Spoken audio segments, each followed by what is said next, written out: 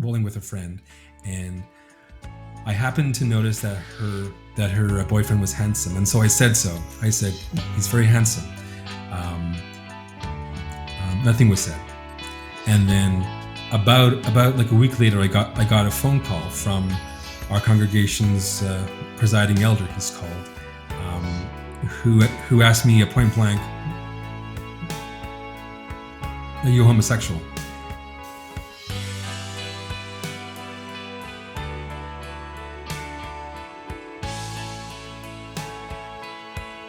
Daniel Allen Cox, thanks so much for coming on to Talk Beliefs, all the way from your home in Montreal, Canada. You are a writer and public speaker, having recently released your first autobiographical work, I Felt the End Before It Came, Memoirs of a Queer Ex-Jehovah's Witness. Welcome to the show, Daniel. You're currently touring your book for a second year, speaking about growing up in repressive religious and cult backgrounds. So how has the tour been going, and how is the book being received? Thanks for having me, Mark. I appreciate that. It's been going great. And so this is, as you mentioned, year 2 of the book's life. And it's just been like a real pleasure to bring this to different communities online and also in person, and to hear what's on people's minds. Something about the text has provoked a lot of conversation and reactions in all different directions. And I've been learning a lot, and this is really a whole new phase of my work, is to kind of figure out how to have these conversations in the community, whether it's about shunning, coercive control, or how to heal from different kinds of trauma. Well, you spent 18 years in the Jehovah's Witnesses, the third generation JW. Before we get into your story, can you give our audience a brief overview of who the Jehovah's Witnesses are and what they believe? So most people know that it's a group based on preaching, evangelism, whether it's door to door, or now digital, or letter writing campaigns. They don't vote. They don't accept blood transfusions, and yet we may not know why. And so, first of all, it's a group founded in the 1870s by a Pastor Russell, who was looking to basically differentiate his group from those of his peers. Picture just a bunch of pastors in rural Pennsylvania, all trying to attract the same follower base. So whoever could come up with the best doctrine won the followers. So they were basically like in competition in that way, and that's how the group sprang up. So always from the very beginning, known for their evangelism. So this message based on Matthew 24:14, to spread this kingdom message to all the inhabited earth, and then the end will come. And so knocking on doors for the past 160 years, 170 years. And then in COVID, starting to do a lot more of that digitally, as the group evolves and tries to keep themselves modern and everything. So as they're preaching, right, they're, of course, very involved with their neighbors and community, but officially, they consider themselves no part of the world. So picture this mental split where they're at work, at school, they're at the grocery store, they're at the supermarket, at the mall, and yet they feel that they're just temporarily on the earth, waiting for Armageddon to destroy the earth and all of its evil people, its governmental systems, its false religion, so that an earthly paradise can take over. And so in the meantime, and actually because they feel that God's system of government will soon replace any government that we have currently on earth, they don't vote, they don't fight in the military, and they try to remain as separate as possible, while outwardly being very engaged. It's a group who actually has a very strict moral code, uh, and this is mostly based on sex and immorality. And they expel members who don't follow the rules, and this includes smoking, committing adultery, being gay, sex before marriage, questioning a doctrine, being an apostate. And so I checked a few of those boxes, of course, and that's how I ended up here on the other side of this camera. It's a group that also discourages higher education. They discourage members from getting university training. They discourage members from reading widely outside of their in-house literature, such as a Watchtower magazine, Wake magazine, and their other books. And so that's an aspect that actually many have pointed out indicates their cultish nature, is this like instinct to isolate their members, and especially what they read and what they learn and know. Daniel, what was life like for you growing up, JW? In short, very surreal. There's a much longer answer to that, and I can tell it to you now.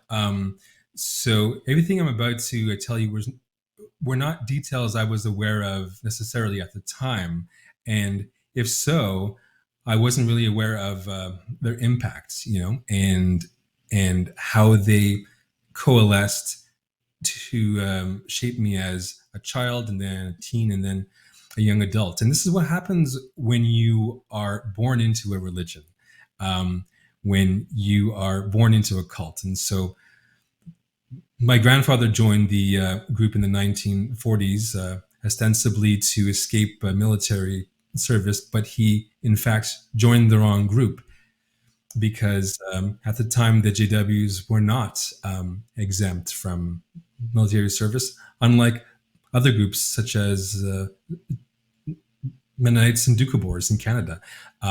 So he kind of became a witness by accident, the story goes, and then as he was in jail for refusing military service for 2 years, he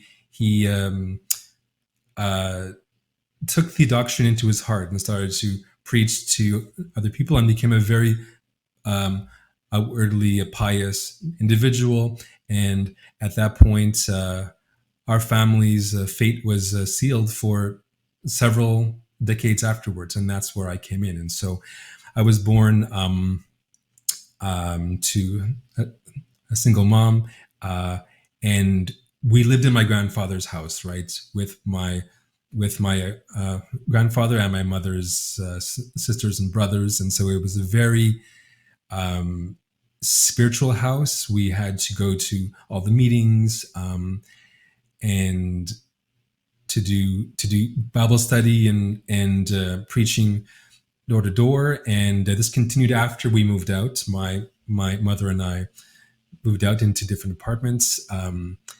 Yeah, and so it's a very life as a witness is a very regimented thing with 5 weekly meetings. 2 of those are grouped into like a single meeting, and there's also a Bible study.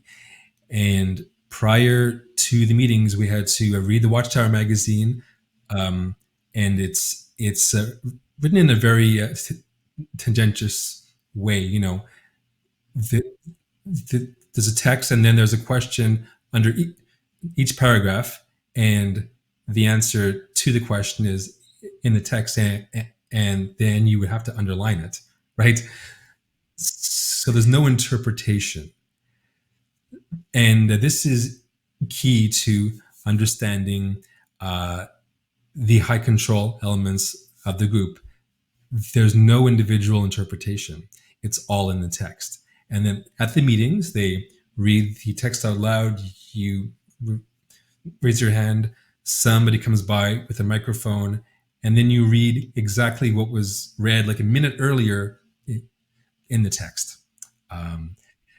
So and no one realized that there's anything wrong with this. Of course, we're like, okay, well, I guess this is how all religious meetings go. How do we know? Because we've never been, right? And so nothing to compare it to, right? Um, Later, going into different churches of the world, I would be like amazed at the freedom people have to interpret the Bible. All right, so um, yes, and so this is my routine. I went to school. I was with my classmates. Now, bear in mind the doctrine says that only we Jehovah's people will survive Armageddon. Armageddon is like a cataclysm that's coming soon, a very literal one, where God and Jesus would come down from the sky and basically destroy political institutions, destroy false religions, false being anything except ours, of course, um, and kill, so like literally kill anybody who isn't a witness, and especially those who like heard the message, our message that we brought door to door, and refused it.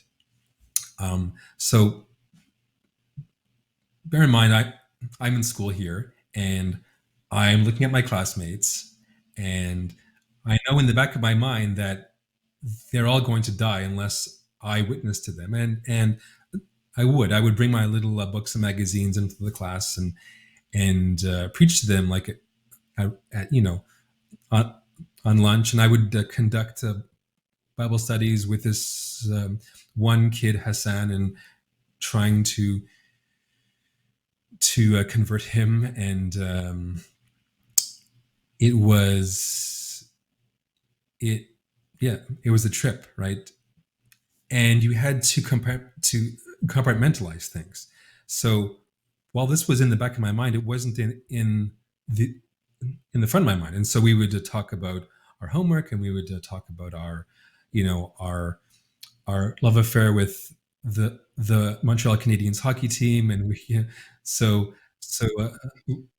life went on, right? And like, while the witnesses are officially no part of the world, they can't physically do that because there's no physical removal, right? We are at work, at school, in the community, at the mall, talking to neighbors. So the sequestering is a mental one. It's a mental siloing, and that's cognitive dissonance, and that's how that breeds in the mind. And so at the same time as I was doing that, Michael Jackson was doing exactly the same thing, right? So living his life in the limelight, and then on the weekends and at nights going to Jehovah's Witness meetings, raising his hand and answering questions verbatim from the magazines at the Kingdom Hall. And so this ability to really silo one's life is one of the main takeaways, and that's how you isolate experience, and that's how you prevent people from comparing experiences so they can improve their lot in life. And that's how you stop people from processing trauma, right? And of course, many people do this. Celebrities, of course, aren't limited to Jackson. There was also Prince, and now, of course, Serena Williams. So yeah, this is a thing that we've all had to live with, and it takes many years to undo those mental silos. So there was a message in there that unless you were super, super famous, that you shouldn't reach out for a position or a career in the arts, because that is going in the limelight and taking attention away from Jehovah, and taking attention away from the kingdom message. So at the same time, I listened to tons of music. I read lots of books, and I aspired to be a musician and a writer, and I knew that somehow this was part of me finding another life. If I didn't know it at the surface level at the time, it was always in the back of my mind. Yeah. So one more important thing about like my experience growing up in Jehovah's Witnesses is my stutter. I was told growing up that that in order to convince people of our message, I had to deliver it smoothly, and so we were graded on that. And I recall giving like a Bible talk at the Kingdom Hall, which is our centers of worship, and I would have to hit different bullet points on the grading form, and so one of them was called fluency, and there was also emphasis, there was also repetition, um, um, volume, pitch, and all that stuff. And so it felt a bit unfair, and I felt targeted by that. Um, at the same time, I was told that my stutter would be cured in paradise, and so paradise is what we all look forward to after Armageddon, when we'll all, of course, live forever. And yeah, so my stutter was also there's always something that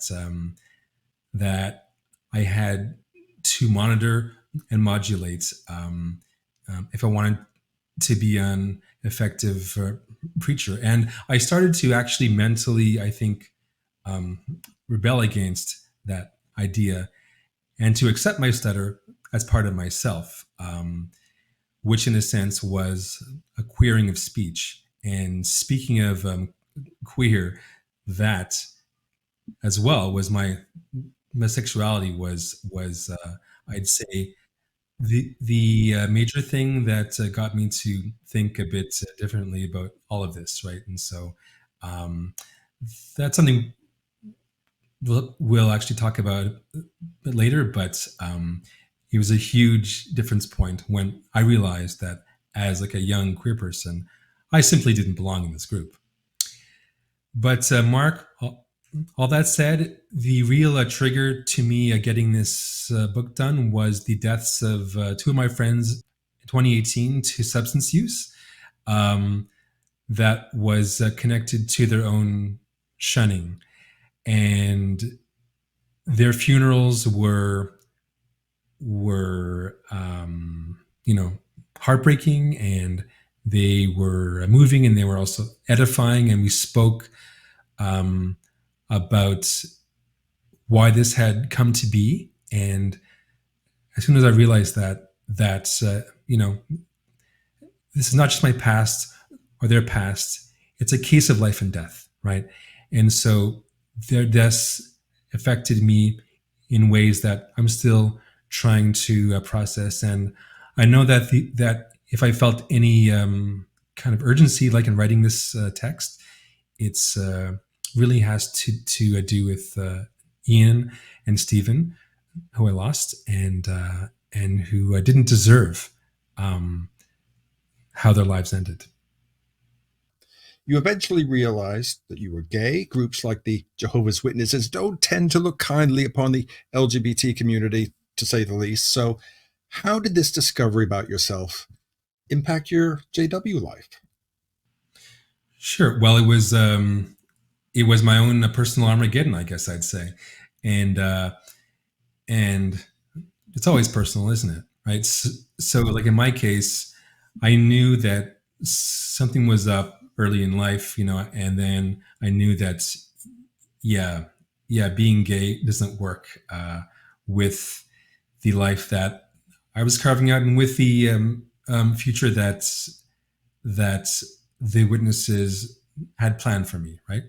Um, and I think I began to show that, and to actually uh, trigger cataclysmic change in different ways. And so actually one of them was when I was out bowling with a friend, and I happened to notice that her boyfriend was handsome, and so I said so. I said, he's very handsome.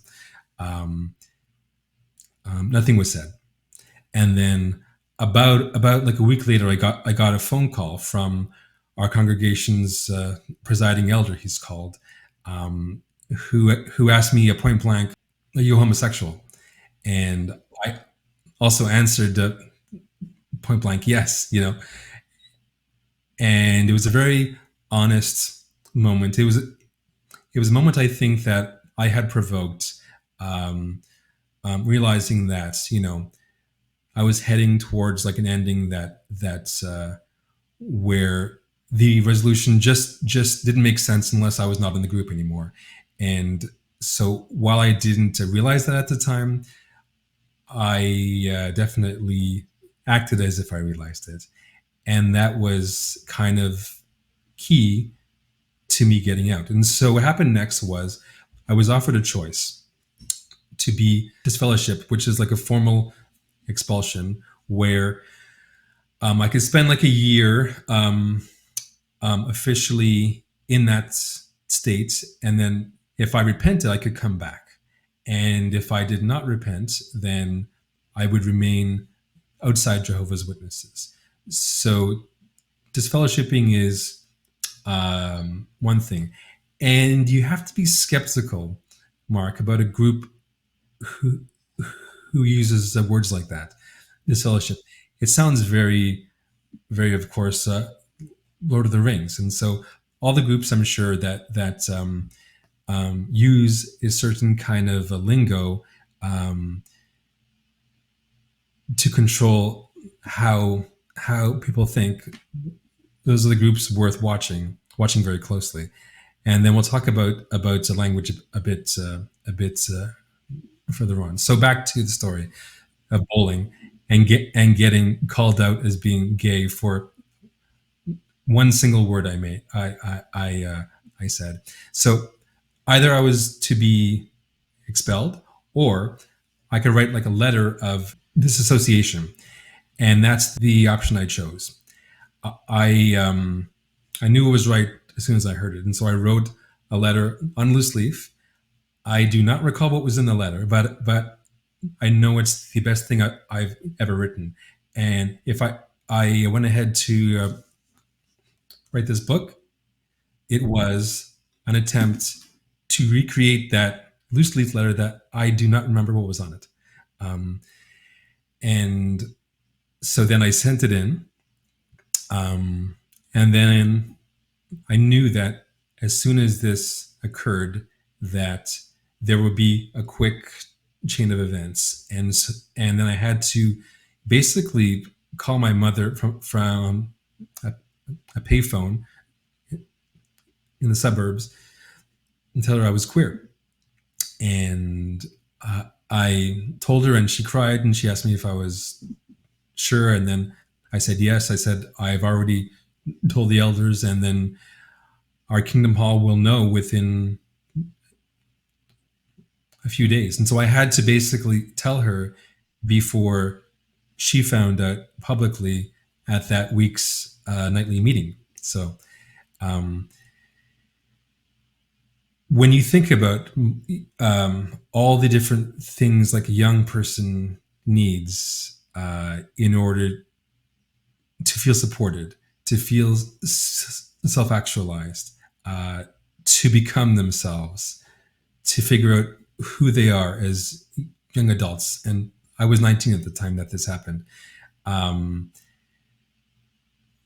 This is exactly the opposite of what that young person needs. And we've seen this across the boards in many different religions, of course.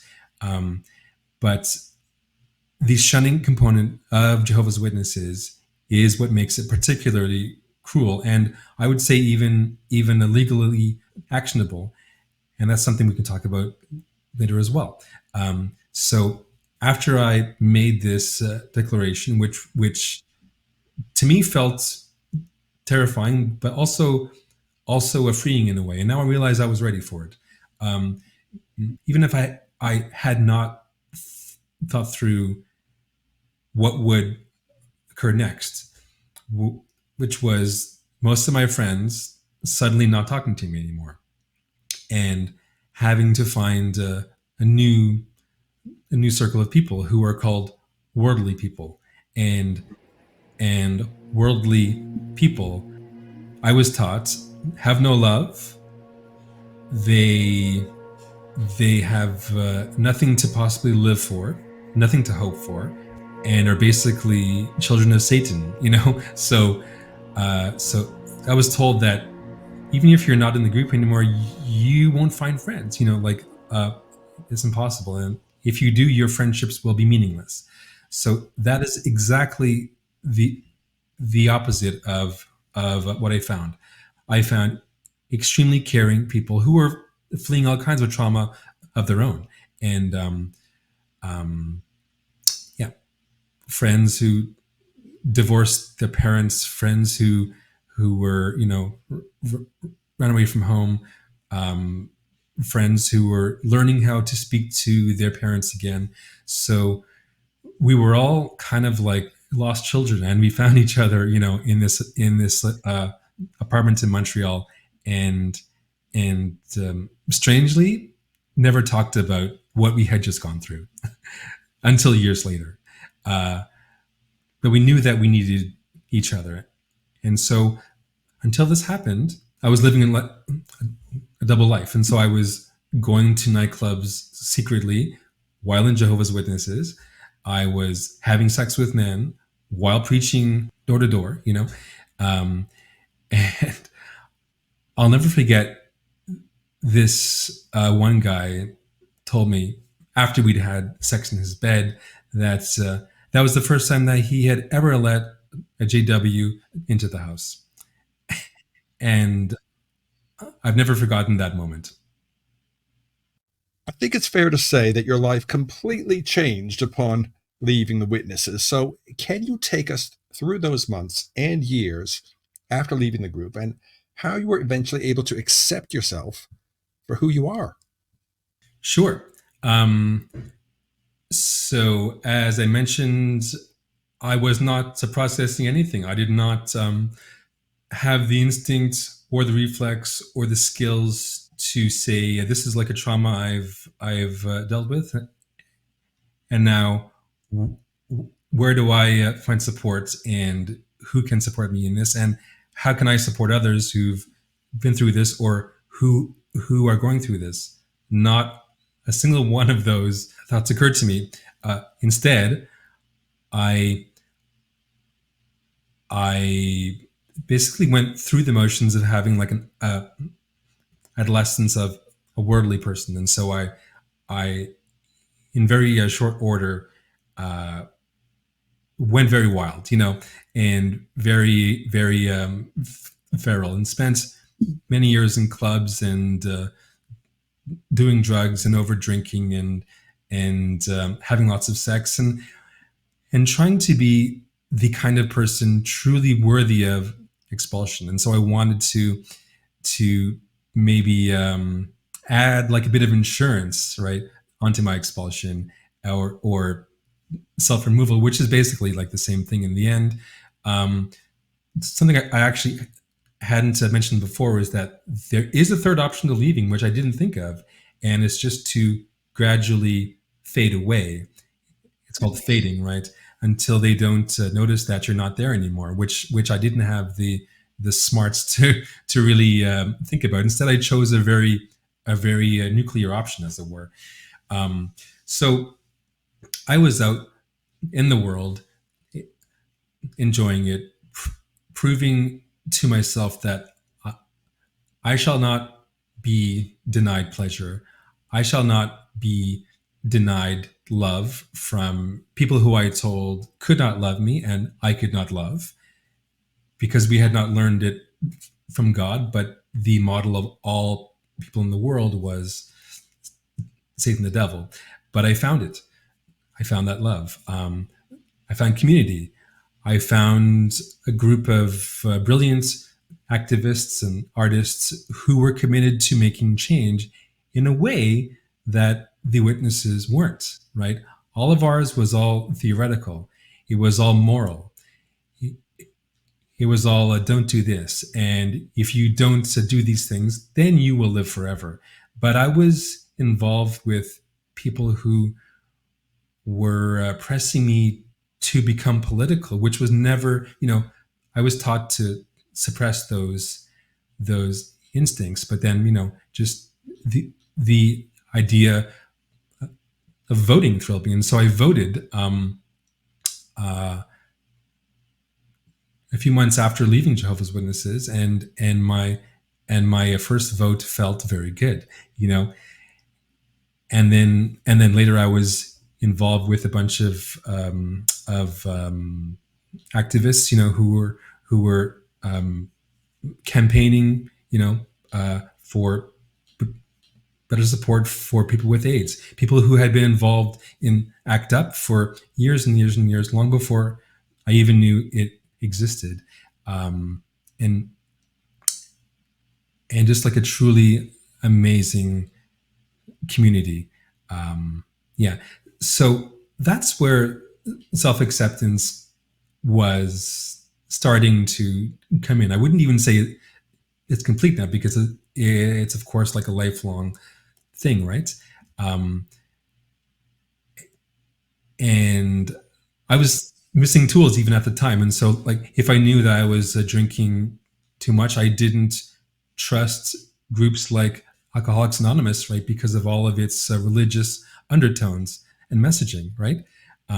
So I still wasn't finding all the support I needed. And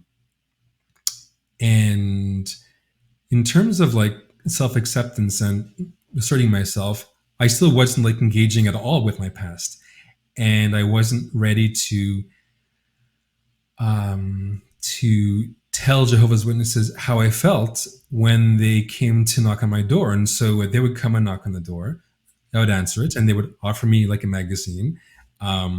I took it, and then my partners would say, "What the hell? Why did you do that? Why didn't you tell them that that you're starting to write about this? Why didn't you confront them on different things?" And so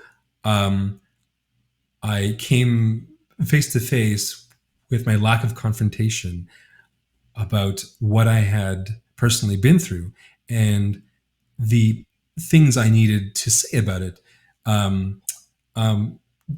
not just for my own healing, but to potentially make a difference for younger people in cults who are told that being queer is akin to being the devil, right? And so I still had work to do, and I think that's where writing was about to teach me like a major lesson in that. We didn't have a word to describe a parental body falling through space. The event renders language unusable to the child, the bystander, the witness. At age 10, I watched as my mother staggered and told me she couldn't see, then fell on the bed and asked me to call 911. I dialed, but didn't know what to say, so I pressed the phone into her hand. I would later find out she was going into shock. I could hear in the subtext of what she explained to the operator that it was more than just a physical problem. With us, there was always a spiritual component. She hemorrhaged most of her blood that day. It was her spiritual duty as a Jehovah's Witness to refuse transfusions because of the sacredness of blood. At this very moment, somewhere in the world, a set of JW parents are seated in court, flipping through Leviticus, explaining why their sick kid can't have blood, while the judge wonders how long they can afford to debate religious freedom. You've written a book about your journey. I Felt the End Before It Came, Memoirs of a Queer Ex-Jehovah's Witness. Daniel, why, after all the fiction that you've written, did you decide that it was time to write this autobiographical work about growing up JW? Yeah, I think at some point fiction wasn't cutting it, and so like I tried to work a bit of this material into different novels of mine, and it felt as if I was like holding a screen in front of my material, right? As if I was trying to protect myself a bit, or not to involve myself too much in the conversation. And so I called myself out, I think, after a while for being a bit chicken about it, right?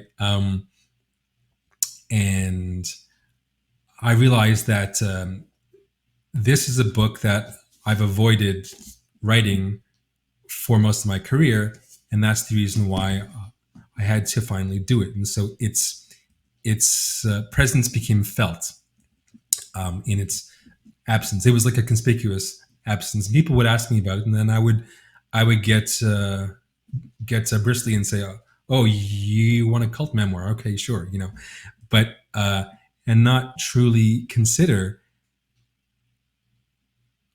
one, this was like a story I had never told before. Two, it had everything to do with who I am today.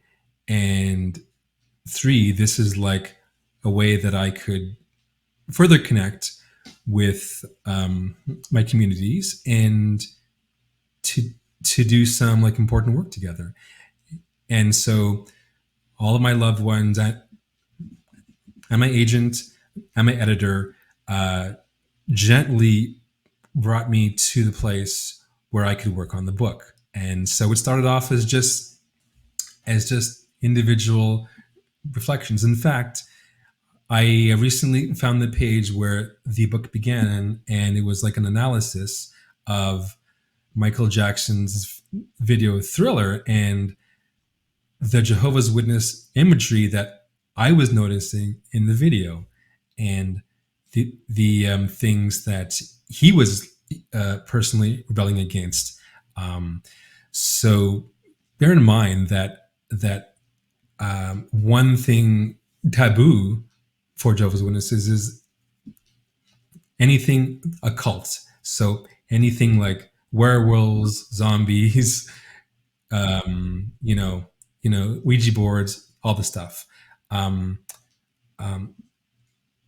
I had a Smurf doll, and in the 80s, Smurfs were also taboo because there was a rumor going around that like a toy Smurf jumped up one day at the Kingdom Hall, bit someone, and ran out of the Kingdom Hall saying, "I've had enough of this shit." So after that, yes. So after that rumor went around, we all had to destroy our Smurfs thing. And I had like a Smurf record that skipped because there was like a hole in the vinyl. But according to my uncle and aunt, the reason it skipped was because it was demonized, and so they smashed it in the backyard with a rock, and just talk about like surreal experiences and how they affect you later in life, and then my own personal relationship to ghosts and to the occult and all this stuff is just really explained by my experiences with Smurfs, right? So I am way off topic here, but I can bring it back, and so like I decided to actually write about these things and to explain, and sometimes to hypothesize, because I didn't always like know or remember how I felt at the time. And it never really like occurred to me that these are unusual childhood experiences, or even that interesting. And so I began to put it down, have essays published, individual essays in magazines, and then I started to hear from all kinds of people about different toys of theirs that had become banned and taboo, and some of them it was actually Transformers, So we compared notes on that. So I knew that there was a story there, and I knew I was always a writer. And then I began to think, okay, how will I do this, right? So, like growing up, we had a very specific lingo, right? A jargon. And Amanda Montell, who has written very well on this, about how different cultish groups use a very specialized vocabulary to give a sense of belonging. And so, having these terms made us feel special. It also identified us by sound, and we could also recognize one another by the words we used, right? And we could also use it to figure out who is not a Jehovah's Witness among us. And so it was a way of kind of policing our little world, our very small-minded world. It was a way that the Watchtower Society, which is a group that sits on top of all Jehovah's Witnesses, it was a way for them to keep control, because they had to explain this vocabulary and also occasionally change its meaning when they received what's called new light, which is just a way of explaining we were wrong and now we have to come up with something else plausible. In their long history of predictions about ends of the world that never came, and other world events. And so I said to myself, okay, as a writer, I have to now learn how to write nonfiction. I have to take this inherited lexicon of like biblical doctrine and somehow make it queer, somehow make it something I could work with to turn into a book. And to take this language of apocalypse and apply it to apocalyptic endings that I knew to be real, right? Such as climate change, such as social injustice, such as the very Armageddon I experienced when I was expelled from the group at my own hand. But so coming up with a different language for what Armageddon was key to me getting this book done. And so I do not blame myself that like it took me 20 years to figure out how to do it. And also I realized, back to that letter of disassociation I wrote and I mailed to the elder, I realized that this was just one of many breakup letters to Jehovah that I would write over my life. And that my disentangling from the doctrine will take me the rest of my life and also will be an ongoing affair. Daniel, can you tell us about some of the reactions your book has received and what they mean to you? Yes, these reactions mean the world to me. Whether it's from ex-Jehovah's Witnesses who are wondering how to leave the group and who've found different points of support in my work for that process, or ex-Jehovah's Witnesses who have queer kids and who've actually left the group to better support those kids.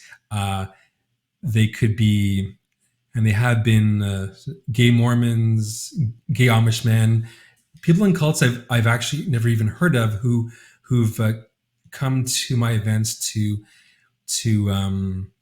exchange notes with me about stuff and to find a common language for how do we address all these issues, not just in our lives, but also, in the media.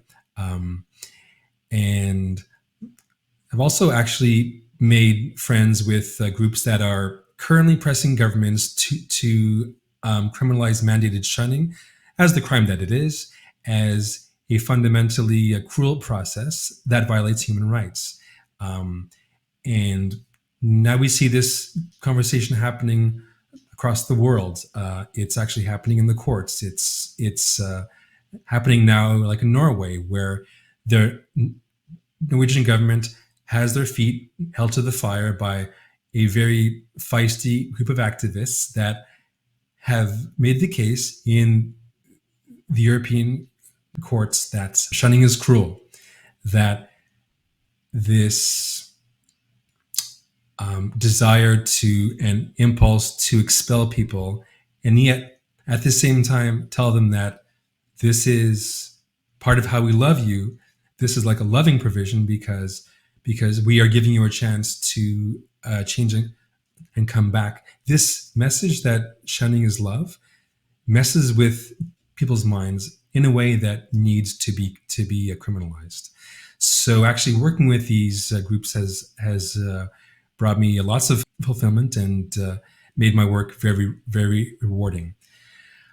So as the reaction has been overwhelmingly positive, there was also negative reaction, even official pushback. Yes, and so in terms of other reactions, I published an essay in The Guardian the week that my book came out, and it's made big splash. I got lots of mail from it, and also so did The Guardian, who heard officially from the UK headquarters of Jehovah's Witnesses, who wrote to them to complain about my piece, specifically 3 things I mentioned. One of which is that the JW treatment of women is abysmal, which it is. 2, that their handling of child sex abuse cases is inadequate. And 3, that I cannot prove a definite link between the deaths of my friends I mentioned earlier and their shunning. So I have to say it was quite the thing to get this email from The Guardian, saying, hey, we have this like official pushback, and to get that in the week when my book was coming out, and I was busy with all kinds of promotional events, and here right out of the gate, I attracted the biggest possible enemy, which was the group I was writing about. So my editor at The Guardian actually had my back for the entire way, and quickly understood that, yes, this is a standard move of theirs, a standard PR move. And actually at the time, there was a huge documentary on Channel 4 in the UK that had also just come out, calling out Jehovah's Witnesses for their record in handling child sex abuse in the UK. And so they were already on the defensive, and their lawyers were already primed to respond to accusations like this. And so here's how we handled it. I knew we couldn't let this go. And actually, this was a chance to not just back up my claims, but to get support in the community of Ex-Jehovah's Witnesses to come back with a response. And so I called Mark O'Donnell, who is a very involved, long-time ex-Jehovah's Witness activist, who is in court essentially every other week to hold their feet to the fire, as it were. And together we crafted a very long response, including lots of fact checking, lots of corroboration for the points I was making. And I turned in an essay that was essentially longer than the piece that the Guardian initially published of mine. And I never heard back anything else about that. So as far as I know, that shut them up, at least for the time being. But to me, it was incredible to to receive both that pushback in the week that my book came out, and that incredible support of people who were very prepared to respond to those kinds of questions. So I'd like to actually talk about 3 points that they objected to because they're important and they haven't come up yet. So the first point is about women. Their treatment of women is absolutely abysmal. They treat them as second-class human beings, as has been very well spoken about by Ali Miller, who's been on your show before, author of The Last Days. This is very well documented, right? 2, child sex abuse. They're in courts all around the world for failing to report cases of sex abuse to authorities. And they know this, but they are sticking to their guns. And they're also paying for it. They're paying millions for it every other week. 3, asking me to prove a definite link between the deaths of my friends and their shunning is just an evasion tactic. This has been very well documented that when you lose social supports, you become very high risk for substance abuse, for suicide, for eroding mental health. It's all been very well documented, and to ask for proof is a very disingenuous move, which The Guardian saw through right away. And so I was extremely lucky to have to support on that, and I know I've learned a lot through that process. Well, it's been great talking to you, Daniel. I just want to thank you for taking the time to come on to the show today. So what's next for you? What other projects can you tell us about? Yes, I'm actually taking this book back on the road this fall. And so it's like a mini tour of New York in September. I'll announce all the events on my website, on my Instagram soon. It's still alive. People want to talk about it. And so do I. And now that I have more experience bringing this into communities, and now I know what the real issues are that have to be talked about, I'll just keep on continuing those conversations. Daniel Allen Cox, thank you very much indeed. Thank you for having me. It's been a real honor.